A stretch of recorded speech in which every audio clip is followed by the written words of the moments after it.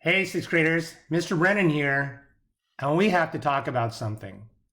I created Temple of Thoth last year, and I thought it would take weeks, but I need to show you something that we talked about before, but you might not remember. These are the standards for mathematical practice.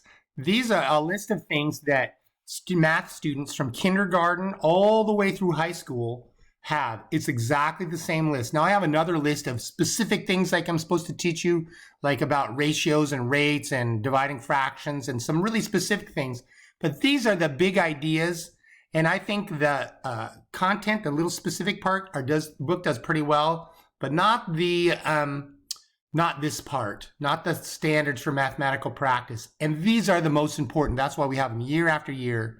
So this is the one that worries me the most, and it's like the prime directive. It's the big idea. Make sense of problems and persevere in solving them. So our book, if you have a problem that lasts more than a minute, most of you just take a guess and get it wrong on purpose. And so the rest of these are really great, and we've talked about them before. I'm not going to spend a lot of time going through them, but I just have to say something has shocked me.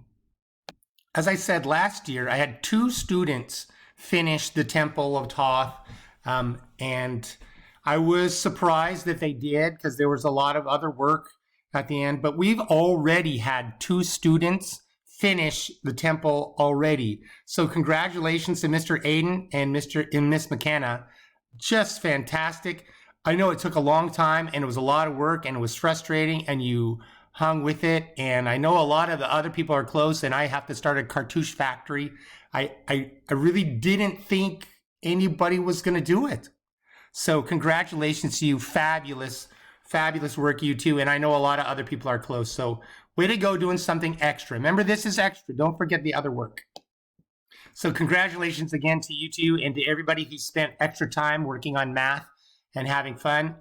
But before I get to today's lesson, 6.3, I want to talk about yesterday's just for one problem. You see, thank you, 30 people did their work. I know, well, actually 29, because I know somebody did it over again, which I just love. And only one problem that kids kept coming back to. And so let's work problem number 26. We can see that it was the only standout problem. 13 people got it right out of 30, so less than half of us. So let's take a quick peek because I think there's something we can learn from that problem that we'll use over and over. The thing I think we can use here is to use a number line. It's not for little kids. It really helps, especially when we're doing positive and negative numbers. So the question says point A is on a number line halfway between negative 17. So I'm going to say, I'll call this negative 17 and 5. So, and now the thing that always helps me is to put in my 0 because that's an anchor, and I'm going to make it closer to 5 than to negative 17. So when I just had that point B is halfway between A and 0, I didn't know if I'm supposed to add or subtract or what I'm supposed to do. But when I make a graphic representation like this, it makes it a lot clearer. So what's the distance between here? Here's 5 right here. We know that. And this is 17 right here. So, oh, this is an addition problem, huh? 17, the distance between negative 17 and 5 is going to be a total of 22. So halfway between there, 17 minus 11, half of 22 is 11, is going to bring me to 6, or negative 6, and 5 minus 11 is negative 6. So this is point A. And once I have point A, the rest of it becomes easy. So now I can see B is halfway between point A, which is negative 6, and 0. Well, halfway between negative 6 and 0 is negative 3. So that's a little tricky. And again, use that graphic representation because it's the only way I could have figured out. So I love those kind of problems, even though they are a little challenging. Finally, to today's lesson, it is a little more challenging. It's exactly the same as what we're doing. We're putting numbers on a number line, but before when we were working with fractions and decimals, that set us up for this. So if you need a little practice, this could be a little challenging, but it's the same. So let's take a quick look. These look a little scary. I'm looking at problem A right here, and I need to find a number that is between. It doesn't have to be halfway between like the problem we just did. It can be anywhere in between, but a lot of people are going to be stuck. Remember, we're moving away from zero. These numbers are less than zeros and then negative.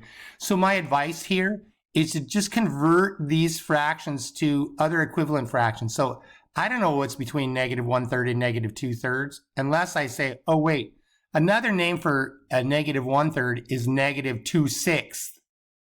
And another name for negative 2/3 is negative 4/6.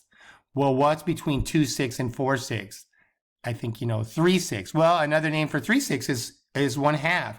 So you could call it negative 3/6. You could call it 1/2. Those will all work. So this looks a little scary. The decimal parts are even easier because you just have to add 100th here. A negative 5 and 51/100ths or 52/100ths or anything between. Remember, this is a negative 1 and 50/100ths. 5/10 is 50/100ths. So the decimal parts are easy. The mixed number parts are just like the fractions. You just have to convert these fractions to something that equivalent fractions that have the common denominator like we use when we add or subtract them. And then you'll be able to find the middle really easy. So I hope you enjoy this assignment. It's a build on what we've done before and a way to persevere.